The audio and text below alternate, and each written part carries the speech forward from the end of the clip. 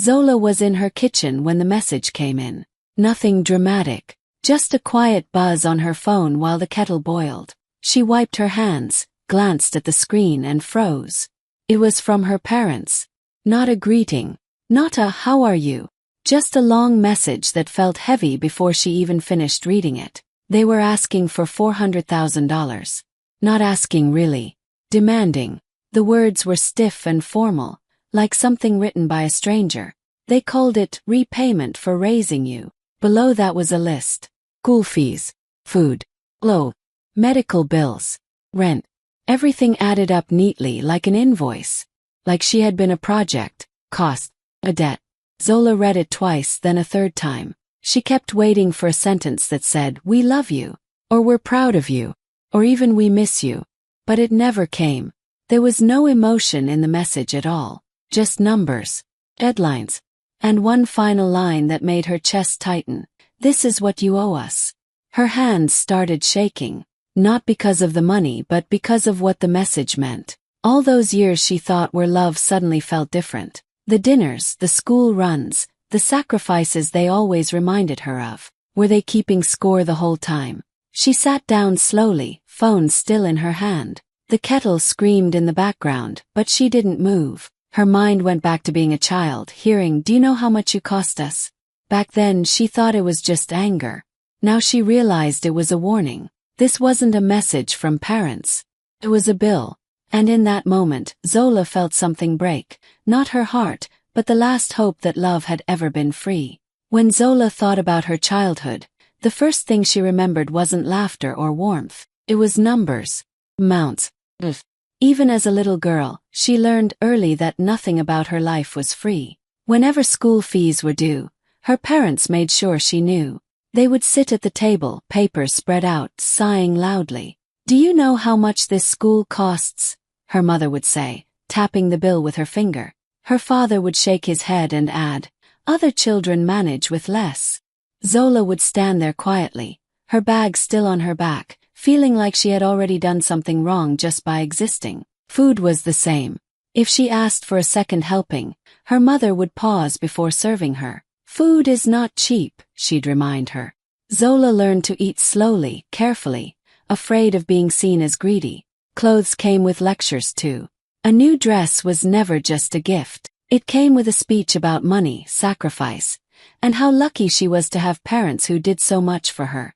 Even sickness had a price.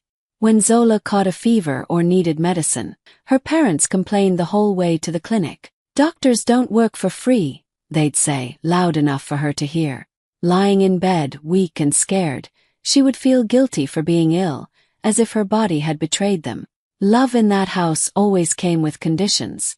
When Zola obeyed, stayed quiet, and brought home good grades, things were calm. There might even be a smile or a gentle word. But the moment she questioned anything or needed more, the reminders started again. "After all we do for you," her parents would say. That sentence followed her everywhere. It hung in the air like a warning. She learned not to ask for too much, not to dream out loud, not to complain. Birthdays were simple, almost silent. No parties, no excitement. Just a small cake and another reminder. "We're doing this even though money is tight." Zola would smile and say thank you, swallowing the sadness that came with it. As she grew older, the pressure grew heavier. She felt like she was always being measured, not by who she was but by how much she cost. She tried to be perfect, hoping that one day she would finally be worth it. But no matter how hard she tried, the balance never felt equal. Now, as an adult reading that cold message demanding payment, everything made sense. The counting had never stopped. Had only been paused. Her childhood wasn't filled with love that asked for nothing in return. It was a long list of expenses waiting for the right moment to be collected. And that realization hurt more than any bill ever could. The next message came 2 days later. This one was shorter, sharper, and colder than the first. There were no numbers this time. No long list. Just one sentence that cut deeper than any amount of money ever could. "If you don't pay, don't call us family." Zola stared at the words for a long time. Her thumb hovered over the screen, ready to type, then stopped. So many replies rushed into her head. She could remind them of every sacrifice she made too. She could ask how parents turn love into a threat. She could cry, beg, or even shout through the phone. But she didn't do any of that. She said nothing. That silence wasn't planned, came from exhaustion. Years of explaining herself, years of trying to be understood. In that moment, Zola realized that any reply would only feed the same cycle. So she put the phone down and walked away from it, like someone stepping out of a room that had been too loud for too long. Her parents didn't expect that. They were used to reactions. Tears, apologies, promises. Zola had always answered before. Even when she disagreed, she explained. Even when she was hurt, she tried to fix things. This time there was nothing. No anger.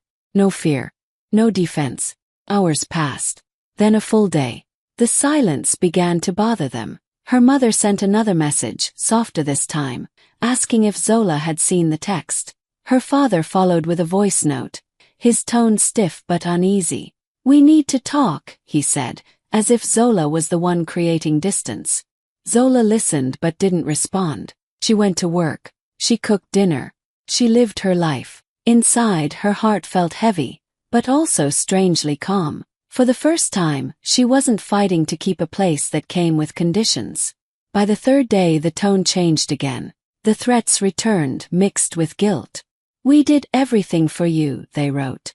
"We sacrificed our lives." The message ended with another warning about family and loyalty. Still, Zola stayed quiet, and that was what truly scared them. Her silence forced them to face something they had never considered, the idea that their control might be slipping. Money had always been their strongest weapon. Guilt came second. When both failed, they didn't know what to do. Zola finally understood something important. The demand wasn't just about money. It was about power. About making sure she still felt small, still felt owned. By not answering, she took that power away. She wasn't being cruel. She wasn't being disrespectful. She was choosing peace over another pointless war. And in that quiet space, Zola felt a shift. The fear she had carried since childhood began to loosen. They had given her an ultimatum, expecting her to break. Instead, she stayed silent. And that silence spoke louder than any argument ever could. Zola's parents had a clear picture of who they thought she was. In their minds, she was still the same quiet girl who followed rules and apologized too quickly. The one who went abroad and struggled, just like they always predicted she would. They imagined her in a small apartment, working long hours, barely getting by. That picture made their demand feel justified. They talked about her as if she owed them her entire life. "Everything she has is because of us," her mother said more than once. "If not for our sacrifices, she would be nothing." In their world, Zola was never allowed to outgrow them. Success was something they believed belonged to parents first, children second. What they didn't know was that Zola wasn't struggling at all. She had built her life quietly, without announcements or approval. While they were counting her past, she was creating a future. She had started a small business abroad with careful planning and sleepless nights. At first, it barely survived. Then it grew. One client became 10. 10 became many. Slowly, steadily, she built something real. Something that was hers. She never told them. Not because she was hiding, but because she had learned early that sharing good news only brought new expectations. More pressure. More demands. Every achievement became proof that she could give more. So she stayed quiet and let them believe what they wanted. While her parents assumed she was weak, Zola was doing paperwork. Real paperwork. She had bank statements neatly organized, business registration documents, tax records, and most importantly, she had already spoken to a lawyer, not out of anger but preparation. She wanted facts, not fights. The lawyer had listened calmly as Zola explained everything, the demand, the threats, the history. Then he looked at her and said, "You owe them nothing." Hearing those words felt unreal, like air rushing into lungs that had been tight for years. Her parents had no idea any of this existed. They didn't know she understood her rights now. They didn't know she was ready. They thought silence meant fear. That no reply meant she was panicking, trying to figure out how to pay. Instead, Zola was protecting herself. At night, when doubt crept in, she reminded herself of the truth. She had survived without their help for years. She had built her life piece by piece. She was no longer the girl they could scare with words. The irony was painful. They had spent her whole life calling her expensive, yet they never noticed her strength. They mistook her kindness for weakness, her patience for obedience. Soon they would learn the difference. And when they did, it wouldn't come from shouting or begging. It would come from calm, clear proof that the daughter they thought they owned had already grown beyond their reach. Zola didn't block them out of anger. She did it because her chest felt too tight every time her phone lit up. She told herself it was temporary. Just a pause. Just space to breathe. One deep breath without guilt chasing her. So she blocked their numbers, placed her phone face down on the table, and tried to focus on her day. It didn't last long. When she checked her phone that evening, her screen felt heavy in her hand. 10 missed calls. All from home. She frowned, confused but calm. They were probably calling to repeat the same threats, she thought. She put the phone away again. An hour later she checked once more. 20 missed calls. Her heart skipped, not from fear, from surprise. Her parents were not people who chased. They demanded. They waited to be obeyed. Calling again and again wasn't their style. Something had shifted. By midnight, the number had climbed to 40. The messages started coming through on other apps. Short ones at first. Why are you not answering? Then longer. This is disrespectful. Her mother left a voice note, her voice tight and sharp, saying Zola was being ungrateful. Zola listened once, then didn't play it again. She placed the phone down and stared at the ceiling, her thoughts loud in the quiet room. By morning the calls hadn't stopped. 50, 60, 70. Her phone buzzed so much it felt alive, like it was begging her to pick it up. Zola sat on the edge of her bed, watching the numbers rise. Somewhere between the missed calls, the tone changed. The anger thinned out. The confidence cracked. By the time it reached 80 missed calls, panic had replaced pride. Her father called from a different number. Then her aunt tried. Then a cousin she hadn't spoken to in years sent a message that simply said, "Please call your parents." Zola could feel it now, the fear spreading on the other side. This wasn't about family honor anymore. This was about losing control.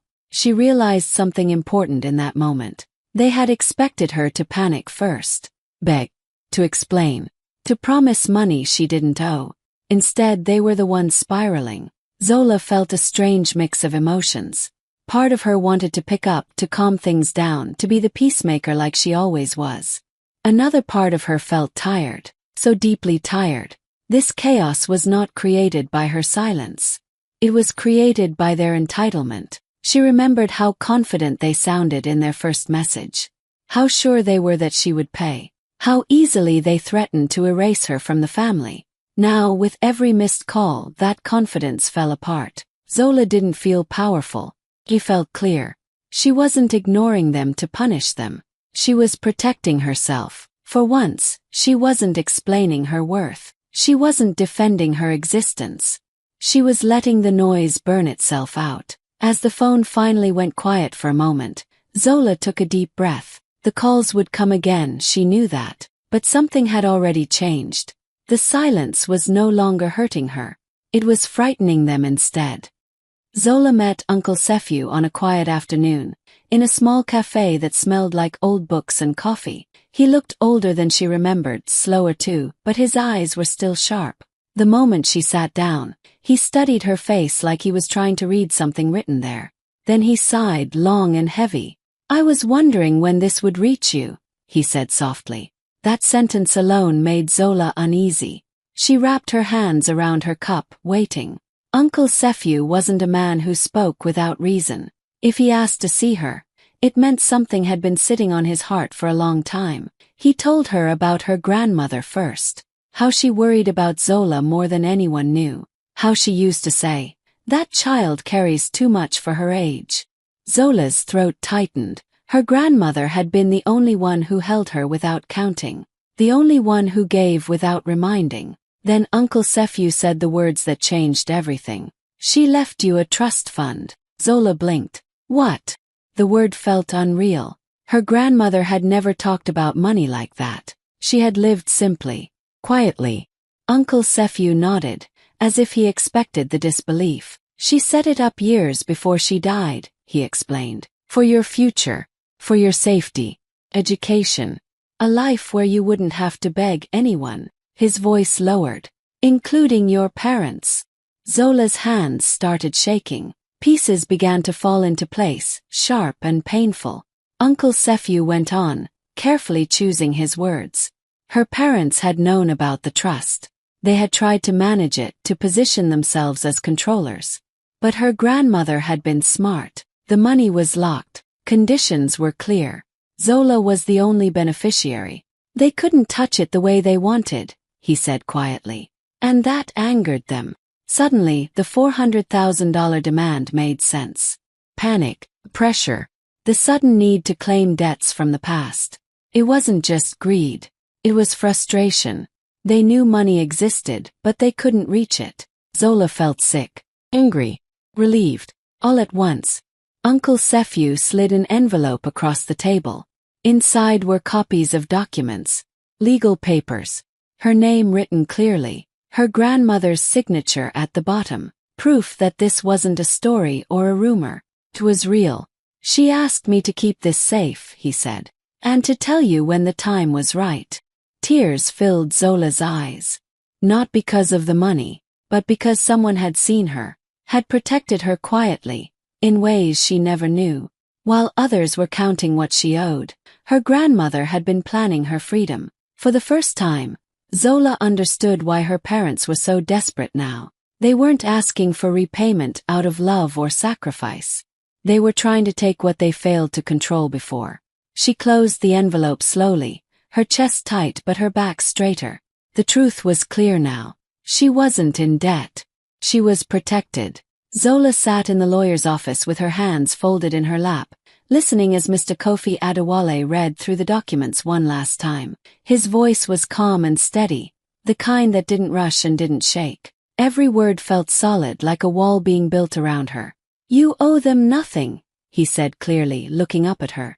Not legally. Not morally. Those words settled deep in her chest. For years, she had been told the opposite, that she was always behind, always owing. Hearing the truth spoken so plainly felt strange, almost unreal. Mr. Adewale explained everything in simple terms. Parents choose to raise a child. It is not a loan. Care, food, school, and shelter are not debts to be repaid. The law was clear. What her parents were doing now, the threats, the endless calls, crossed into harassment. Zola nodded quietly. She wasn't smiling. This wasn't about revenge. It was about stopping the bleeding. The notice was firm but respectful. No anger. No insults. Just facts. It stated that Zola did not owe her parents any money.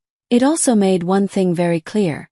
If the demands and harassment continued, legal action would follow. Restraining orders. Official complaints. Consequences. When Mr. Adewale placed the envelope on the desk, it looked ordinary. Plain paper. Simple print. But to Zola, it felt heavier than anything she had ever held. This is your boundary, the lawyer said gently. Once you send this, things will change. Zola took a deep breath and signed where he pointed. Her name looked different on that paper. Stronger. More certain. She didn't feel like a scared child anymore. She felt like an adult choosing herself. The envelope was sent that same afternoon. For the first time since the messages started, Zola didn't check her phone every few minutes. She cooked dinner slowly. She sat by the window and watched the sky darken. Her body was still tense, but her mind felt clear. She knew how her parents would react. Shock first, then anger, then denial. They would call it disrespect. They would say she had been poisoned by outsiders. But none of that changed the truth written in black ink. The letter didn't shout. It didn't explain her pain. It didn't beg to be understood. It simply stated a fact they had never accepted before. She was not theirs to control. Sending that envelope didn't erase the past. It didn't heal the years of guilt and pressure. But it did something just as important. Drew a line. And for the first time in her life, that line was on her side. The first voicemail came late at night. Zola didn't answer it. She saw the notification and let it sit there, glowing softly on her screen. When she finally pressed play, her mother's voice filled the room, shaky, broken, almost unfamiliar. "Zola, my child, why are you doing this to us?" Emma cried. "We are your parents. We carried you. We suffered for you." Zola closed her eyes. The words felt heavy, but also strangely empty. More voicemails followed. One from her father, Yaw. His voice, once hard and commanding, now sounded tired. "We didn't raise you like this," he said. "Family is everything. Money should never come between us." That made Zola let out a slow, bitter breath. Money hadn't come between them when they demanded it. Love hadn't mattered then. The messages kept coming. Amma talked about sleepless nights when Zola was a baby, about sacrifices she made, about prayers she prayed. Ya spoke about working long hours, about how everything he did was for you. They said the word love again and again, like it was new, like they had just discovered it. Zola listened quietly. She didn't interrupt. She didn't respond. What hurt the most wasn't the tears. It was the timing. When they first asked for $400,000, there were no tears, no stories, no memories, just numbers and threats. No one said, "You are our daughter." No one said, "We love you." Love only appeared after the lawyer's envelope arrived. Another voicemail came in the morning. Amma's voice was softer now, almost sweet. "People are influencing you," she said. "This is not who you are. Come back to us. Let's talk as a family." Zola felt her chest tighten. All her life, talking as a family meant one thing. She listened, they decided. Her feelings were never part of the conversation. Yo left a long message that afternoon. He spoke about respect, about tradition, about how children should never take parents to court. He didn't mention the demand. He didn't mention the threats. He spoke as if none of that had happened. Zola noticed something important. In every message they talked about what they did, what they felt, what they deserved. Not once did they ask how she was. Not once did they say, "We hurt you." The tears sounded real. The fear was real too. But so was the truth. They weren't grieving a broken relationship. They were grieving lost control. Zola placed the phone face down on the table. Her hands were steady now. She didn't feel cruel. She didn't feel proud. She just felt awake. Love shouldn't arrive as a response to consequences. It shouldn't appear only when power is threatened. Real love doesn't wait for a legal notice to speak. As the voicemails kept piling up, Zola understood something clearly. They hadn't suddenly remembered love. They had simply remembered what they were losing. And this time she didn't rush to save them from that feeling. Zola walked into the small cafe where her parents had agreed to meet. Her heart didn't race the way it used to when she faced them as a child. There was no fear now. No need to explain herself. She carried herself with a quiet strength they weren't used to seeing. Amma and Ya were already there, sitting stiffly at a corner table. Amma's hands trembled as she poured coffee. Ya tapped his fingers nervously against the table. Both looked older, smaller somehow, as if the years of control had worn them down. They had expected anger, tears, or begging from her. They didn't expect calm. Zola sat down across from them, folded her hands, and let a small pause hang in the air. She didn't apologize. She didn't smile. She simply looked at them, eyes steady. "I know why you sent the message," she began, her voice soft but firm. "You wanted money. You thought I owed you. You thought that a payment could erase the years I felt counted, measured, and weighed against the cost of my own life." Her parents shifted uncomfortably. Amma opened her mouth, but Zola held up her hand. "Don't," she said quietly. "I'm not here to argue. I'm here to tell you something simple. I will not buy love that was never freely given. I will not pay for affection. I will not trade my dignity for guilt or approval." Ya's face hardened. "We gave you everything," he said. "We raised you. Sacrificed." Zola leaned forward slightly, calm but unwavering. "Yes, you raised me.